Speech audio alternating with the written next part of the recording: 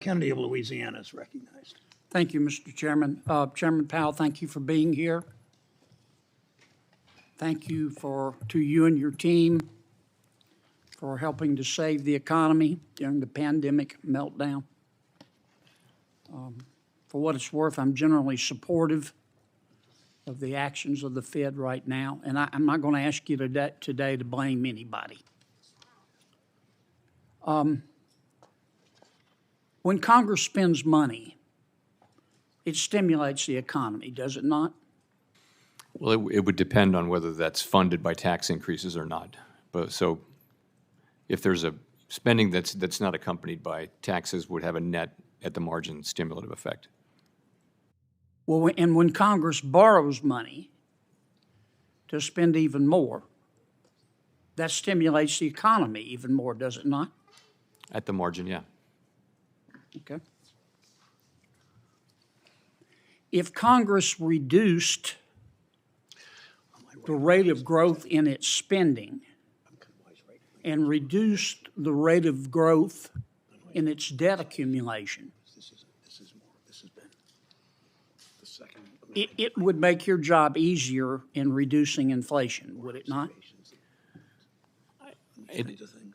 I don't think fiscal policy right now is a big factor driving inflation at this moment, but it's absolutely essential that we do slow the pace of growth, particularly for the areas of the budget All right, let's try to unpack this then.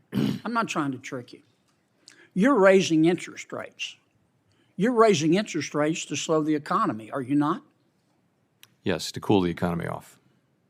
And one of the ways you measure your success, other than fluctuation in gross domestic product, is the unemployment rate.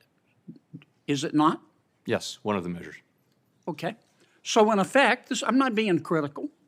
When you're slowing the economy, you're trying to put people out of work. That's your job, is it not? Not really. We're trying to restore price stability. No, you're trying to raise not wages. You're trying to raise the unemployment rate. I know you don't like the phrase, so let me strike it. You're trying to raise the unemployment rate, are you not? No, we're not trying to raise it. We're trying to realign supply and demand, which could happen through a bunch of channels, like, for example, just job openings. All right, let me put it another way, okay? The Economist did a wonderful study. They looked at 10 disinflationary periods in America going all the way back to the 1950s. Disinflation is what you're trying to do. It's a slowing in the rate of inflation. Am I right? Yes. In other words, prices don't go down, they just don't go up as fast. Deflation is when prices actually go down.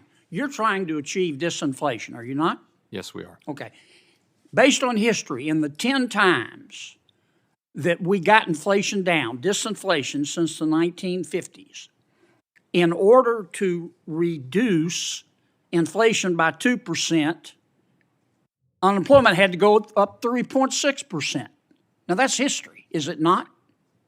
I don't have the numbers in front of me, but yes, the standard has been that there have been recessions and downturns when the Fed has tried to reduce inflation. Now, right now, the current inflation rate is 6.4%, and the current unemployment rate is 3.4%. Now, if history is right, I'm not asking you to again, blame anybody, but if history is right, unless you get some help, in order to get inflation down from 6.4% to, let's say, 4.4%, and the unemployment rate is going to have to rise to 7% based on history.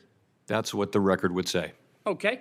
And to get inflation down to 2.2% based on history, an immutable fact, unemployment would have to go to 10.6%. Would it not? No, I wouldn't. That's what the record shows. That's what the history shows. Yeah, I don't think that kind of a number is at all in play here. I know you're reluctant to admit it, and you don't want to get in the middle of a policy dispute. But I think it's undeniable.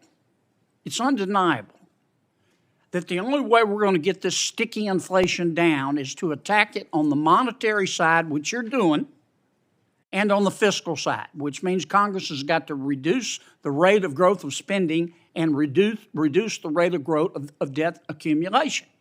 Now, I get that you don't want to get in the middle of that fight. But the more we help on the fiscal side, the fewer people you're going to have to put out of work. Isn't that a fact? Please answer. Could work out that way.